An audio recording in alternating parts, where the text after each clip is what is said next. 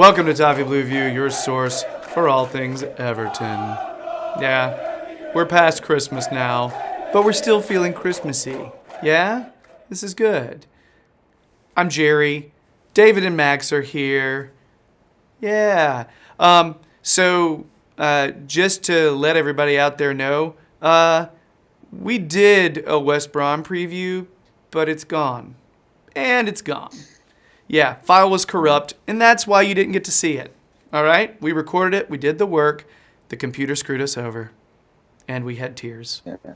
Are we not maybe thinking the computer done us a favour, considering how the game turned out? Like it foreseeing what was about to happen.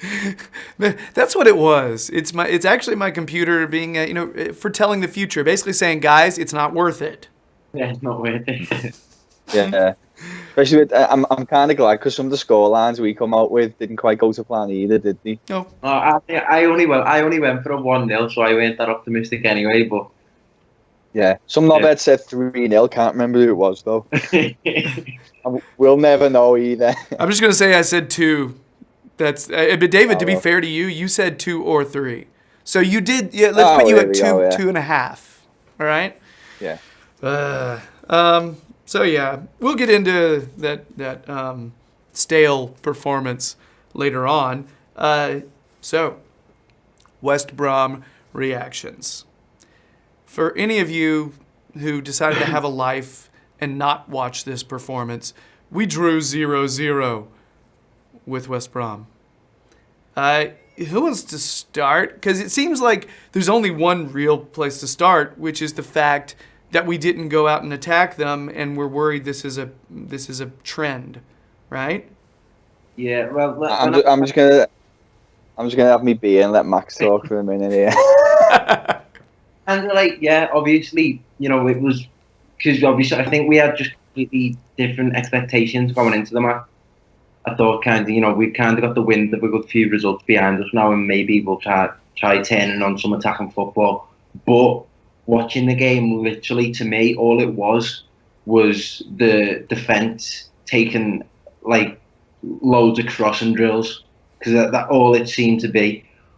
West Brom had the majority of the ball, and that being a factor exists just isn't good, really. They kind of dominated on the wings, and most of their play came from down the wings, which, we did okay dealing with it, but crosses still got into the box, and there were a lot of crosses, and obviously that's their main source of trying to get goals, obviously.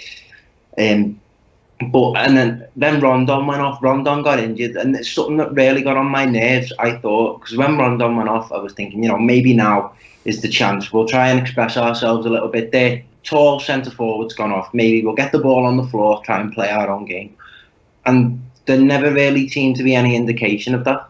And, as you say, Gerry, it did really seem stale from an Everton point of view, possibly until Aaron Lennon come on. I thought Aaron Lennon was the only bright spark in a quite dull performance, really. And I'll give a little bit of credit to Nias for getting a couple of shots there.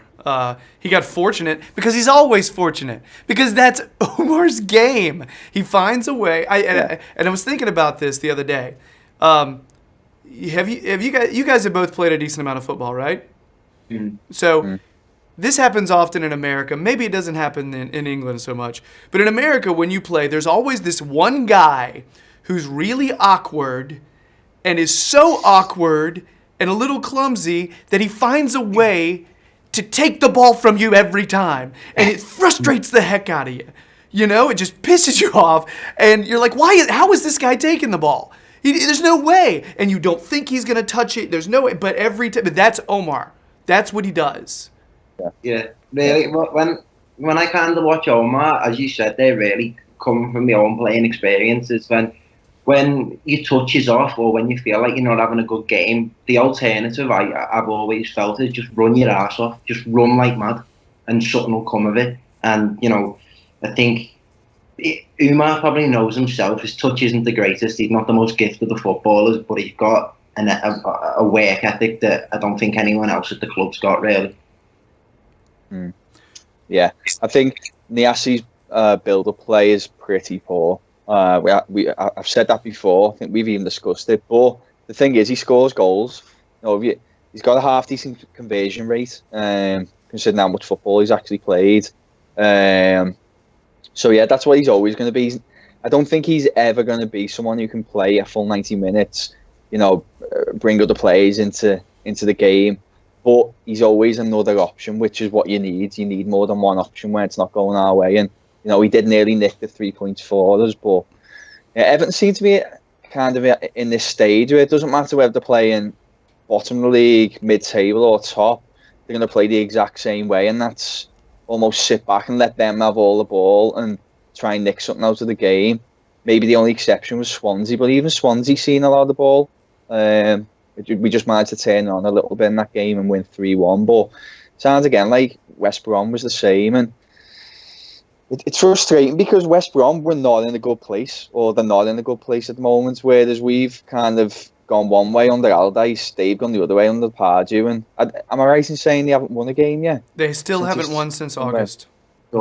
Yeah, August. I mean, really, they're sitting ducks for anybody else to go there and win. And yeah, we just seem to do the same kind of performance. And you don't want to sound like you're moaning, because our biggest issue was we couldn't stop conceding, and now we have stopped that.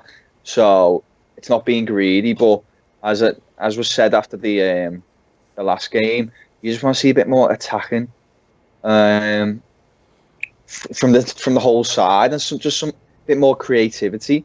Once again, by the sounds of it, I mean, I just better clear, I didn't watch the game because I didn't go, so I didn't have time to watch it. So I'm going off reports, speaking to some close mates, and I'd look at Max's player ratings as well. But like Sigurdsson, who's found a little bit of form recently, but if he's not playing well, and if he's not creating much from set pieces, which by all accounts he had another stinker on his set pieces again, then that's a creative spark not there. Then I don't know. People moaning at us, aren't they, if you say that we want to see a little bit more going forward, because Allardyce has acknowledged it. But as I've said, I'm just a little bit alarmed at the moment. I just hope that we can change it quick, because once that first 1 or 2 defeats start coming, those performances won't be forgiven if we're not picking up any sort of points. A couple of things. Number one, I saw it on Twitter and I thought, that epitomizes what I'm thinking. So if you said this on Twitter and I'm not giving you credit, I'm sorry. All right? But I just thought it made sense. It is okay to think both of these things. That A, Allardyce has done a good job shoring up the defense and making us a competitive squad. And B, it's okay to be dismayed by the lack of attacking intent from our squad. You can think both of those things. You're allowed to do that. You're allowed to think Allardyce has impressed us, he's done a good job, and I wish we were scoring more goals, or at least getting more shots. That's what I feel like everybody out there thinks. Not everybody. I feel like a lot of people out there think it has to be one or the other. I'm angry because we're not scoring goals. I'm angry because we're not getting chances. Who cares if we're playing good defense? No, I care. I think it's awesome. I think we're looking okay. We're in ninth, and we're only in ninth by, what is it, goal diff? We would be higher if we would be in eighth if it weren't for tying West Brom. And it's 8 games unbeaten as well, isn't it? Is it 8 now?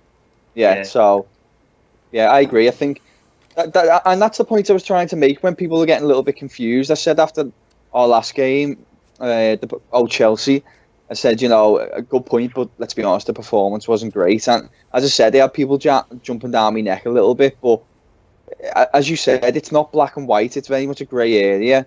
And defensively, fantastic. And we are all made up. We've stopped getting beat as well, which is fantastic. But we all agree that we just got to do a little bit more going forward, because it's not going to stay like this forever. And as I said, that first defeat comes, and then these suddenly, like Anfield, for example, we all said it. I think you said it, Max, Gerry, you said it. If we would have got beat there 2 or 3-0, we would have been absolutely furious with that performance. But just so happens, we defended well, we nicked the goal, and we got a draw out of it. But we didn't particularly think it was that great, did we, the performance? I think we're in that stage now where the defence is showing up now. But we've got to show a bit more ambition, at least against the teams that we should be beating, like your West Broms who are struggling at the moment. So yeah. So sounds like it's all negative again. Max, you go ahead. Sorry. I think this is where the conflict of interest comes in really with Allardyce. You know, everyone is well aware that Allardyce can shore up the defence and you know, stop unnecessary concede. Like, it was just unnecessary. You know, the amount of goals we were shipping per game. So obviously he's got rid of all the, you know, the defensive errors. He shored us all up, and this is where my issue lay with it when it was, you know, because everyone knows how unsure I was of it when it first came about. It's the progression of the football that we play, because obviously as David said there, it seems to be the game plan that we approach every single game with, not just the teams that we should be beating. I mean, not just the teams that, you know, we should be trying to nick a point off or whatever. It's the teams that, you know, where we should be putting 2 or 3 past them. We don't have any attacking kind of motive really. Everything kind of sit back and react rather than try and impose ourselves on them. And this is the testing part really. You know, you want to see us just play progressive football. So you just hopefully, I think with the January, obviously he said in his press conference this morning that he wants to bring in forward attacking plays because our attacking play hasn't been good enough. So hopefully that will resolve some of the issues, but it's just wait and see at the moment. One of the things Sam said, and then I'll move on to this other point. Sam said that people need to remember that Liverpool drew with this same West Brom side. He was pointing out that they're difficult to break down, and let's be honest, Liverpool does have a, you know, very attacking side. Normally they score goals. All right, so that's true. I see where he's going with that. However, I was so angry when I saw our starting formation come out. All right, because he started 3 in the back with wing backs, which is essentially 5 in the back. All right, why? That's what it was. Yeah, that's what it was. The 5 at the back. You know, yeah. Why? And getting forwards, it was, you know, everyone seemed to be back. So that's the thing that made me the most angry. You come out and you're playing against a team that's probably going to defend. That's what they were going to set up to not lose. And we set up like that. You know, I realize he's trying to implement different formations, give us some flexibility. I know that. This is one of those times where I think Big Sam got it wrong. I do. I think you set up in the same formation we've been going. Make them adapt. Don't adapt to West Brom. You know, no disrespect to West Brom, but they're not in a good moment right now. We make them adapt around us. I didn't understand that thinking. And the whole time I kept expecting one of the changes to be for him to bring in an attacking player and sub out a defender. That would make sense to me. Then you make them adapt around it. That never happened. Yeah, I think it's worth noting that Rooney's a massive miss. Yes, that's the next thing I was going to talk about. Yeah. From his overall play, really, it's not just us tooting the Rooney horn again. It's really highlighting the fact that Rooney, when playing, is everywhere and helps a lot in that transition from being on the back foot to getting forward. He reads other players' runs a lot better than anyone else on the pitch, and he makes good runs himself, which helps out players that are on the ball. So with that lack of movement in front of us, because there was many times when Schneiderlin had the ball and we looked like we were going to break away, and it was just no movement.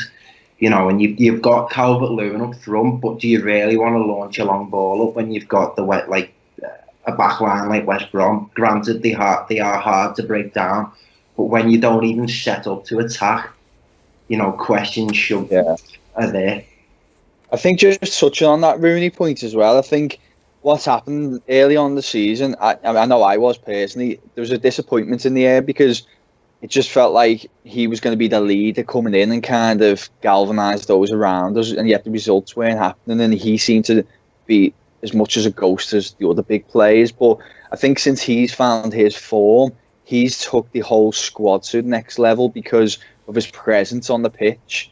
And everything you've just said that he does technically, he's spot on. He does but he just has this aura about him, and you can still see it with the other players. And you know, they're always, every time they're on the ball, they're looking for Rooney, and then Rooney is making stuff happen. And when you think about it, Rooney isn't always perfect in his play. Like he can be a bit loose with the ball sometimes and give it away quite cheap, but he just has that aura about him at the moment that is affecting the whole team. And maybe him not being there has played a part. Yeah. So I mean, he's our captain now. I just miss him. Yeah. Well, is he officially the captain? That's a good question, because usually when he's captain, Jags is not on the field. Yeah. So I mean, for me personally, Jagielka's never really been a captain, so I would give him the armband straight away. I think Allardyce coming in, he's got a perfect chance to give him it full time, but I don't know whether he does, because he's not even technically vice captain, is he? Because Baines is vice captain. Yeah. But he's another one who's not a captain either. Good plays, but they're not captain material. Yeah. See, right now, I mentioned this in a previous video, but ref makes a shit call. Rooney runs over and is immediately in their face. You know what? He's strategically placed there. Sorry, what was that? No, I'm just gonna say this is just something that we've talked about. Yeah. You know, it shows the type of man that he is to have on the pitch. Yeah. But the thing is, he's also a center mid. That's where he's been playing lately, kind of that attacking center mid. So that means he's placed on the field to be able to get to the ref as quickly as possible. You know, Jags, when's the last time you saw him sprint up the pitch to argue a call 50 yards just to get in the ref's face? You don't see it. If it's convenient, These haven't got that mentality. No. They never have. These are the type of players that Carragher was talking about, to shake his hand before they go into the derby, saying, you know, all right, Karen, all that. And you know, Rooney won't be doing any of that. They are too nice. And for years now, these kind of things are spilt over on the pitch, and everyone's just kind of stood back and done nothing about it. Whereas Rooney doesn't, as you said. So, I think he's a big miss, just like you guys. Both in spirit, but additionally, his connecting play. He connects. He actually makes things happen he's gotten some really pretty assists since he started playing that position. All right? Huge miss. Anyway, our really impotent attack was the main thing I wanted to talk about today. And I think Rooney being gone is part of it. I think our formation has been part of it.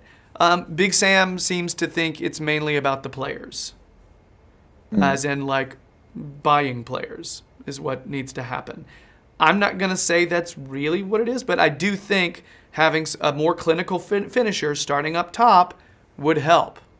Yeah, I think because we saw when Aaron Lennon come on, you know, he was like a little lightning bolt really. He was the only player, when he seemed to pick up the ball, he just drove forward. And you're like, Jesus Christ, why didn't we start off like this? You know, so I don't.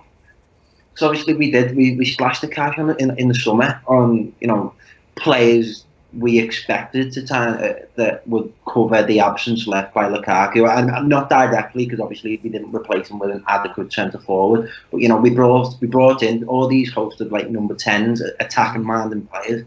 You know, like Sigurdsson that was on the pitch, and we thought, you know, maybe they'd be the type of players that would drag us through games like that and just come up with sparks of growth. That's not to say that Sigurdsson haven't, because we've seen, so, you know, especially against Swansea, how that goal turned the game on its head. But you know, you want to see them players take the responsibility and win us games. Yeah. Overall, I think all of us agree that was, despite getting a point, a very frustrating experience. Especially just having our only shots on goal were Nias, and that was near the end of the game. How do you go through that, go that far through the game and not get any shots? I don't understand that. Against a team that was set up to defend. I don't get it. Again, though, I don't want to undersell the fact that we're still not, we haven't taken a defeat under Allardyce yet. All right? Yeah. So I'm not all negative here. I'm just, and I don't want to act like I'm bored with draws. You know, I'm not bored with points, but no, we're not wrong. We're not wrong for asking for more. I mean, we've complimented the defence many times, and I feel, you know, particularly Mason Holgate and Ashley Williams, they deserve a compliment for the performance because, all the balls that were getting put in the box, it was either Ashley Williams or Mason Holgate on the end of them, which, in a good indication that, we're laying the foundation to try and push on. But we just want to see that now. We want to see us push on. I think football's all about form as well, isn't it? And when you're in a good place, you've got to take advantage of it. You've got to be going out there and making things happen, picking up as many points as you can while confidence is there, because we know it can turn like that, and then suddenly you can find yourself in a difficult place. And while we're in a good position, when we got a good run of fixtures, we should be going out there and trying to get maximum points, in my opinion. For me, I definitely think it's 2 points dropped, 100%. I think they're not playing well, and we should have went there and set up with a bit more ambition. Yeah. But there you go. Opportunity dropped is what it feels like. It feels like a loss. It really does feel like that. But again, 1 point. Okay? Yeah. We're still progressing. Even if it feels like a loss, at the end of the day, it's not, and it's better than a loss, isn't it? So that's right. Because we have gone in previous seasons. We've lost that type of game. All right, give up a late PK, or or some ridiculous header at the last gasp. So yeah. PK. I need to get a PK bomb graphic, by the way. Hey. Like a horn or something whenever he comes up. Yeah, it is PK klaxon. All right. I think we've covered this enough. Hopefully it's been more exciting than the game itself was.